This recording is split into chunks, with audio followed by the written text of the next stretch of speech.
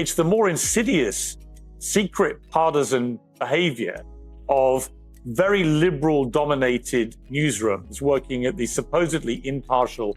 Sunny Hostin of The View, who's constantly raging about race and reparations and how bad America is and its racial past and all this stuff. Sunny Hostin has never been one to avoid controversy. If anything, she seems to thrive in it. But in recent months, the co-host of The View has found herself at the center of a storm so intense that even her staunchest supporters are beginning to feel uneasy. It all started, as these things often do, with a few pointed remarks. These weren't just controversial, they were inflammatory. Hostin, known for her confident delivery and sharp indignation, stated that she feels stuck in what she described as Donald Trump's racist America. And if that wasn't enough to spark outrage, she went further, expressing frustration that she doesn't have the luxury of simply leaving the country, unlike Rosie O'Donnell, who moved to Ireland in protest of the nation's current condition. The message was clear. America is a sinking ship, and Hostin feels trapped aboard. Representative Andy Ogles, a Republican of Tennessee, on January 23rd, just 3 days after Trump was inaugurated, already proposed amending the 22nd Amendment to allow Trump to serve a third term. For someone who earns millions of dollars a year to share her opinions on a daytime talk show, the claim of feeling stuck may have come off as a bit much, but it was her follow-up remarks that truly intensified the backlash. Hostin criticized white women who voted for Trump, labeling them as uneducated and painting them with a broad, dismissive stroke. Comments that left many viewers outraged. It wasn't just the boldness of her statement that caused an uproar, it was the arrogance, the assumption that she could reduce an entire group to a single stereotype. Social media exploded almost immediately. Critics called her out as out of touch, divisive, and even racist. The response was swift, harsh, and relentless. Only about 31% of Americans trust our healthcare system. We have a terrible healthcare system. And doctors suffer because of big corporations as well. Doctors that want to do good, like my husband, operates on someone even though they don't have insurance and then has to sue health insurance companies to get paid for the work that he's been trained his whole life to do. But if anyone expected Sunny Hostin to back down, they clearly don't know her. Rather than softening her stance, she leaned in even more, using her platform to double and triple down on her statements. She brushed off the backlash as predictable, noise from those unwilling to face uncomfortable truths about America. While her supporters praised her for speaking truth to power, the cracks in her public image were becoming harder to ignore. The louder she became, the more attention she attracted. And not all of it was flattering. Anna went in a different direction. But I love the fact that, Manny is younger and he's How much younger is he? Just a little bit. He's like 1 year, isn't he? Like a month or a year or 10 years? 5 years. It's more than a year. Oh. Anyway, it's not about me. Inside the View's studio, the tension was hard to miss. Hostin's co-hosts, no strangers to lively debate, seemed increasingly frustrated by her persistent need to dominate conversations. Alyssa Farah Griffin, the conservative voice on the panel, clashed with Hostin repeatedly, especially over immigration and Trump's policies. Their exchanges weren't just spirited, they were explosive. Griffin, who carries her own share of controversy, accused Hostin of oversimplifying complex issues to fit a personal narrative. Hostin, in turn, dismissed Griffin's interjections as deliberate attempts to derail her arguments. It became a familiar scene, Hostin speaking with passion, Griffin cutting into fact-check, and Whoopi Goldberg stepping in like a worn-out referee, trying to maintain order. One particularly intense exchange focused on Trump's immigration policies. Hostin accused the former president of targeting migrants who look a certain way, suggesting racial bias. Griffin, clearly frustrated, interrupted to argue that Hostin's claims misrepresented the facts. The argument escalated until Hostin, visibly irritated, snapped, "Can I finish talking?" The moment highlighted how fractured the on-air dynamic had become, and viewers took notice. Clips of their heated debates quickly went viral, sparking divided reactions and deepening the rift within the View's fan base. Say someplace that could really use a lot of cutting. Elon has very many what do you call it? Government contracts? Government contracts. Yeah. I think, because I don't remember, maybe y'all heard it, but I don't remember looking for an armored car. And I don't remember, I don't. But it wasn't just the on-air confrontations that were causing problems for the show's producers. Behind the scenes, insiders were reportedly growing tired of Hostin's antics. While the drama undoubtedly boosted ratings, it was also creating a toxic work environment. Producers, however, appeared torn. On one hand, Hostin's controversial remarks were making headlines and keeping the show in the public eye. On the other, they feared her increasingly combative style was turning off a significant portion of the audience. Despite this, they hesitated to reprimand her, choosing instead to let the chaos unfold. After all, controversy sells, and The View was cashing in. I don't care what it looks like. I don't remember asking for it. I don't know why I'm paying for it. Yeah. I want to know, when did I say, hey, we need another agency next to NASA? Yeah. So when did we start paying for his stuff? You talk about SpaceX overseeing FAA? No. You know that he's going to be cutting NASA. Yeah. Meanwhile, Hostin's co-hosts weren't exactly rushing to defend her. Joy Behar, the veteran panelist known for her sharp wit and unapologetic humor, reportedly found Hostin's comments about white women voters to be unhelpful at best. Sarah Haynes, often the voice of reason on the show, tried to steer the conversation toward nuance, only to be steamrolled by Hostin's relentless rhetoric. Even Whoopi Goldberg, who has seen it all in her long career, seemed visibly drained by the ongoing drama. It was clear that Hostin was becoming a polarizing figure, not only to viewers but to her own colleagues. Yet the controversy didn't end there. Hostin's remarks about white women weren't the first time she had been accused of making sweeping generalizations. After Trump's election victory, she famously referred to conservative Latino voters as sexist and misogynistic, a statement that sparked outrage within the Hispanic community. Critics accused her of perpetuating harmful stereotypes, while her supporters argued she was simply voicing uncomfortable truths. Either way, the pattern was undeniable. Hostin had a knack for making incendiary comments that divided audiences and ignited heated debates. Panel. She is self-appointed. She knows everything. It's great to see her ego take this hit, but I think it will be short-lived. It's amazing to listen to her. But the real question wasn't just about what Sunny Hostin was saying. It was about why she was saying it. Was this truly her unfiltered opinion, or was it a calculated attempt to stay relevant in an increasingly crowded media landscape? After all, The View thrives on drama, and Hostin's fiery commentary was delivering just that. Yet despite all the headlines and viral moments, there was a growing sense that Hostin's act was starting to wear thin. Viewers were beginning to question her motives, her authenticity, and most damning of all, her integrity. According to the documents, he knowingly provided fraudulent medical and other healthcare services, including arthroscopic surgeries. According to official documents, he knowingly provided fraudulent medical and other healthcare services, including arthroscopic surgeries. As the public backlash against Hostin continued to grow, she found herself at the center of a storm that showed no signs of slowing down. Social media was flooded with criticism, with many accusing her of hypocrisy. How could someone who so strongly condemned racism and sexism make remarks that many saw as both? The contradictions in her rhetoric were becoming harder to ignore, and the audience wasn't letting her off the hook. Then came the whispers of deeper tensions behind the scenes, of long-standing feuds with producers and co-hosts. Whispers suggesting that Sunny Hostin wasn't just polarizing, she was becoming a liability. For all her talk of feeling trapped in Trump's America, Hostin now seemed more confined by her own words.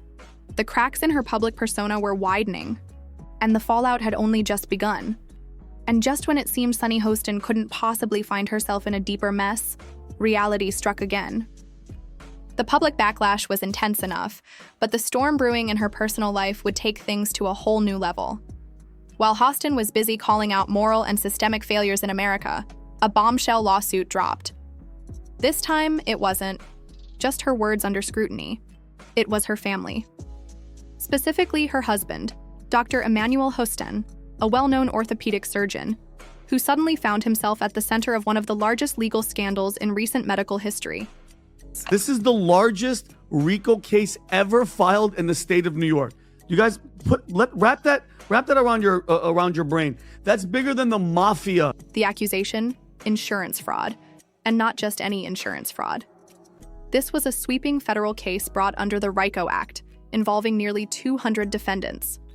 Dr. Hostin's name was prominently featured, linked to allegations of kickbacks, fraudulent billing, and a massive scheme aimed at exploiting New York's no-fault auto insurance system. For someone whose public persona is built on principles of integrity and justice, this wasn't just a professional crisis for Sunny Hostin. It was a deeply personal nightmare. But here's the kicker. The details of the lawsuit weren't just damaging, they were downright scandalous. So he was scamming insurance companies from taxi drivers, Uber drivers, and Lyft drivers. He was performing unnecessary surgeries and then providing fraudulent medical services in exchange. According to court documents, Dr. Hostin allegedly performed unnecessary surgical procedures on patients who had been involved in minor car accidents. Cases so minimal, investigators claim the reported injuries were either exaggerated or entirely fabricated. The lawsuit detailed instances where patients experiencing little more than mild discomfort were steered into invasive surgeries, all to generate inflated insurance bills. And if that weren't enough, the allegations went further. Prosecutors claimed Dr. Hostin had a financial stake in the surgical center, where many of these procedures were carried out, creating what they described as a kickback pipeline. In essence, the accusation was that he profited from both performing the surgeries and referring patients to the facility, a double-dipping scheme that painted a portrait of greed and malpractice on a nearly industrial scale. Of Sunny Hostin on The View, Tom, basically implicating her husband in this type of a scheme. What truly raised eyebrows was the sheer scale of the alleged operation. The lawsuit claimed that it wasn't just Dr. Hostin and a single clinic involved. It was part of a vast network of medical practices, attorneys, and even accident staging groups working together to maximize insurance payouts. Investigators described a system so elaborate, it could rival a Hollywood screenplay. Patients were allegedly coached on what to say during medical evaluations, using scripts designed to exaggerate symptoms and secure approval for expensive diagnostic tests and surgeries. And the numbers were staggering. Prosecutors pointed to millions of dollars in claims filed over just a few years, all linked to what they called a fraud assembly line. If true, it wasn't just unethical, it was criminal, on a breathtaking scale. But it's just, I mean, Pat, you're married. Tom, you're married. If your husband's doing something, if he's allegedly doing something like this, you guys would know if your wives were up to some nefarious stuff. Let's just not forget who she is. Even more damning were the testimonies from former employees, who reportedly came forward with alarming allegations about the clinic's inner workings. One whistleblower claimed they were instructed to falsify medical records to justify unnecessary procedures. Another described being pressured to push patients toward surgeries they didn't need, with the promise of bonuses for meeting certain quotas. While the lawsuit didn't name all of the whistleblowers directly, their accounts painted a grim picture of a system that prioritized profit over patient care. And if these claims held weight, it wasn't just Dr. Hostin's reputation at risk, it was a broader indictment of an industry accused of turning human suffering into a business model. Meanwhile, Sunny Hostin's name began surfacing in hushed conversations surrounding the case. Though no formal allegations were made against her, critics speculated that her high-profile status may have shielded her household from scrutiny for years. After all, her husband's clinic wasn't exactly hidden. It was a successful, well-known practice in Manhattan, serving patients from all walks of life. How could someone as outspoken and detail-oriented as Sunny not have known what was happening under her own roof? Her defenders argued that she couldn't be held responsible for her husband's professional conduct. But skeptics questioned whether her public platform had, perhaps unintentionally, helped insulate the alleged fraud from detection for far too long. Now, he's just accused, and this accused in a lawsuit after some time of investigation could ultimately become a federal indictment. That's the apparent. While the court filings were meticulous, detailing patient testimonies, financial records, and a complex web of connections, prosecutors claimed linked dozens of medical professionals and clinics in the fraud. The public reaction was anything but clinical. The outrage was visceral. Social media exploded with accusations, speculation, and most notably questions about how much Sunny Hostin knew. Because let's be honest, how could she not know? this wasn't some minor, isolated allegation. It was a sprawling operation that had allegedly been running for years. And while she was publicly condemning American institutions for their failures, was her own household quietly profiting off a broken system? The irony was impossible for critics to ignore. For Sunny, the timing couldn't have been worse.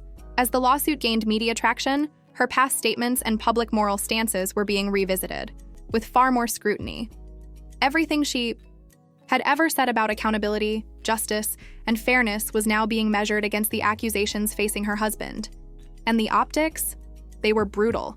How could someone so outspoken about systemic corruption and inequality remain silent? While her own spouse was accused of exploiting vulnerable people for profit, it was the kind of hypocrisy tabloids dream of, and they pounced.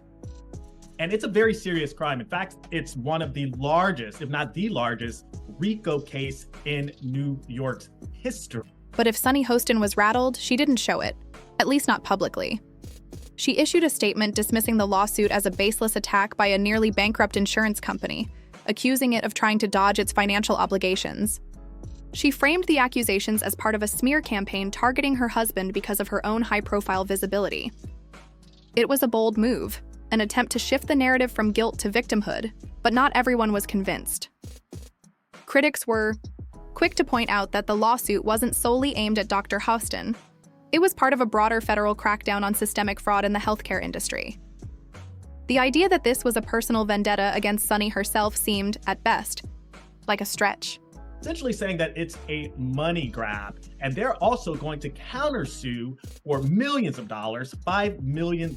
And then came the rumors, whispers that Sunny Hostin might have known more about her husband's business dealings than she let on.